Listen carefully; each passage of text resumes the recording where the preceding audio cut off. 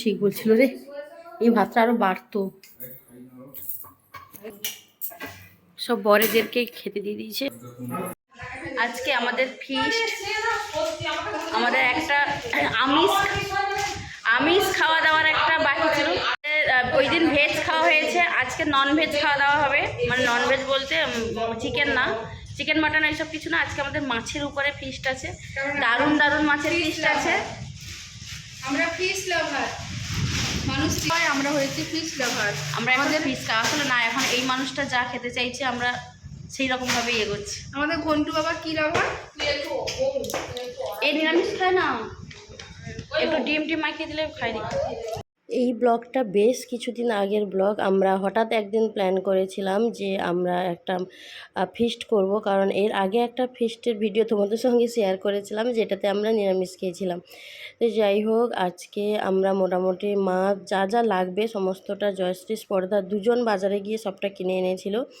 দিয়ে এখন ওরাই প্রিপারেশান করছে। আর একজনকে দেখেছো এইভাবে ঝুলে আছে, মানে ও কিছুতে নামছে না, আমাকে ছাড়ছে না, ওই জন্য আমাকে ওকে নিয়ে পুরো ব্যস্ত থাকতে হয়েছে।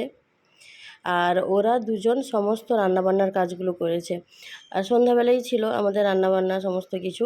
তো তারপরে এদিকে দেখো আমাকে যে ননদ পিড়ি দিয়েছিল, কি কি দিয়েছে, কি কি শাড়ি জামা কাপড়, বাবুর জামা, তো সমস্তটা জয়শ্রী বের করে এখন দেখছে।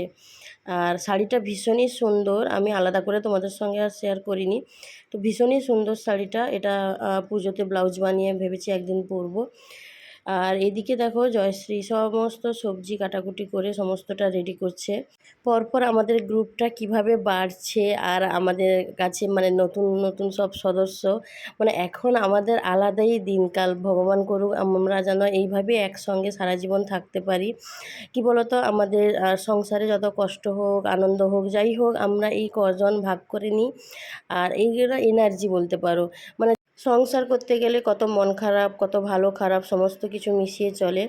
আর আমরা যাই হোক না কেন নিজেদের মধ্যে শেয়ার করে নিলে তারপরে একে অপরকে সান্ত্বনা দিয়ে দিই, ব্যাস তারপরে আমরা একদম এনার্জি পেয়ে যাই। মানে ওইগুলো আমাদের ম্যাটার করে না, কি হলো না হলো ওইগুলো নিয়ে এত ভাবি না।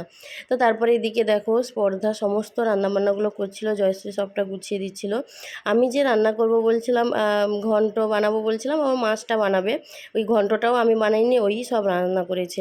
আর মানে স্পর্ধা সত্যি মানে 9 মাস পর্যন্ত রান্নাবান্না করা, ও সমস্ত কিছু করতো।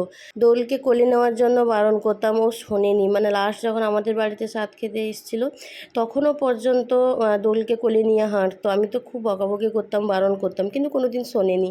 ওরা দুজন আজকে সমস্ত কিছু করছে। আর একজন আমাকে আজকে চিপকে বসে আছে, একটুও ছাড়ছে না। সারাদিন ছিলাম না, একটুও ছাড়ছে না। আমাদের এদিকে রান্নাবান্না কমপ্লিট হয়ে গেলে সবার বরেরা আসবে, সুমন আর সোনাইও আসবে। তো এদিকে কাঁঠাল ছিল ফ্রিজে, মানে আগের দিন বাবাই বাড়ি থেকে এনেছিল, তো ওই কাঁঠালটা বের করেছিলাম সবাইকে খাওয়ার জন্য। মোটামুটি একটা দুটো করে সবাই খেয়েছিল। আর যেহেতু ভাত খাবে মাছ দিয়ে, তো ওই জন্য কেউ বেশি খায়নি, ওই একটা দুটো করে খেয়েছে। তারপর এদিকে বাবাও এসেছিল বাবুর সঙ্গে একটু দেখা করতে। বাবা তখন না সন্ধ্যা হলেই বাবা মোটামুটি আসতো ওকে দেখতে। এখন যেমন আমি একটু দেরি করেই ফিরি, মানে বাবার বাড়ি থেকে বাবুকে নিয়ে আসি, তো তখন তাড়াতাড়ি চলে আসতাম। তো ওই জন্য বাবা আবার সন্ধ্যাবেলা এসে ওর সঙ্গে দেখা করে যেত। আর ও একা একা থাকতে একদমই পছন্দ করে না, মানে সবাই থাকবে ওই রকমটা হলেই তার খুব ভালো হয়। এদিকে রান্না হয়েছে দেখো বাবলা মাছের ঝাল, যেটা আমাদের খুবই পছন্দের, মানে আমার তো ভীষণই পছন্দের। আর এই মাছটা কে কে খাও তোমরা কমেন্ট করে জানাবে। এখন সবাই খাওয়া দাওয়া করবে, যে যার বরকে ভাত বেড়ে দিচ্ছে। তারপরে হচ্ছে এইদিকে আরেকজন তরকারি বেড়ে, মাছগুলো ভেঙে যায় যেহেতু ওই জন্য আলাদা করে থালার মধ্যে বেড়ে নিয়ে তারপরে সবাইকে দিয়ে দেবে। তো যাই হোক, এদিকে রান্না হয়েছিল পুঁই ডাঁটা কুমড়ো মাছের মাথা দিয়ে ঘন্ট, আর হয়েছিল তোমার বাবলা মাছের ঝাল আর ইলিশ মাছের সর্ষে ইলিশ। সব বরেদেরকে খেতে দিয়ে দিয়েছে। একজন ইলিশ ভাগ করছে, ইলিশ হিসেব করছে।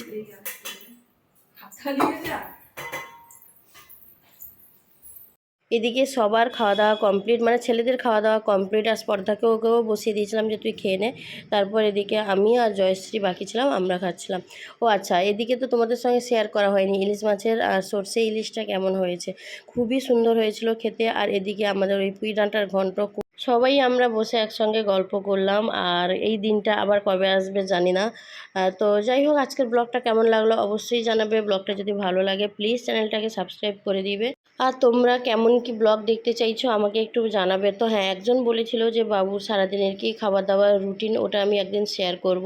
তো যাই হোক, তোমরা কমেন্ট করে অবশ্যই জানিও। টাটা।